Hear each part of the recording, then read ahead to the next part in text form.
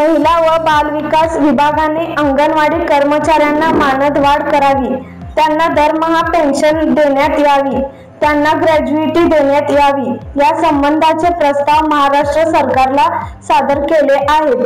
या संबंधीचे शासकीय आदेश विनाविलंब निर्गमित करावे अशी अंगणवाडी कर्मचाऱ्यांची मागणी आहे। त्या मागणीसाठी महाराष्ट्रभरचे अंगणवाडी कर्मचाऱ्यांचे जिल्हाधिकारी कार्यालय समोर आंदोलन करण्यात आले। या संदर्भात आपल्या संतप्त भावना व्यक्त करण्यासाठी ताबडतोबीने महाराष्ट्रभर जिल्हा परिषद कार्यालयासमोर जेल भरो, रास्ता रोको, अन्न सत्याग्रह, धरणा कार्यक्रम आयोजित करण्याचे ठरविले आहे।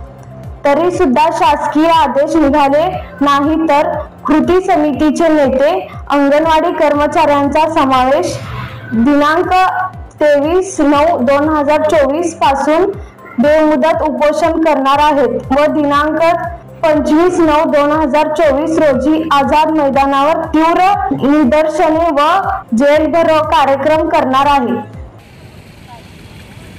अंगणवाडी कर्मचाऱ्याची मानधनवाढ जाहीर करा, पेन्शन द्या, ग्रॅज्युइटीचा जीआर लवकर करा, अन्यथा अंगणवाडी कर्मचारी बेमुदत उपोषणाला बसेल। मुख्यमंत्र्यांनी सांगितलं त्यांच्या पीएला 22 तारखेला मीटिंग घ्या, सोमवारी नाही सॉरी 23 तारखेला। किती तारखेला?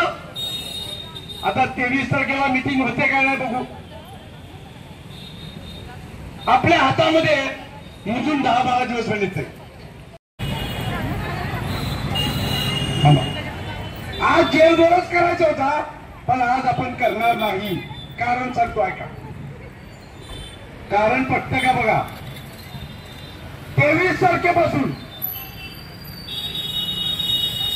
आझाद मैदानाला प्रमुख कार्यकर्त्यांचं आणि सुमारे 200 अंगणवाडी सेविकांचं चक्री उपोषण आणि प्रमुख कार्यकर्त्याचं बेमुदत उपोषण आहे 23 तारखेला।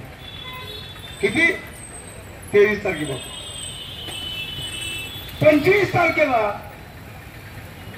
महाराष्ट्रातून सुमारे 50,000 महिला आझाद मैदानावर जमणार। राज्य अंगणवाडी कर्मचारी संघाचा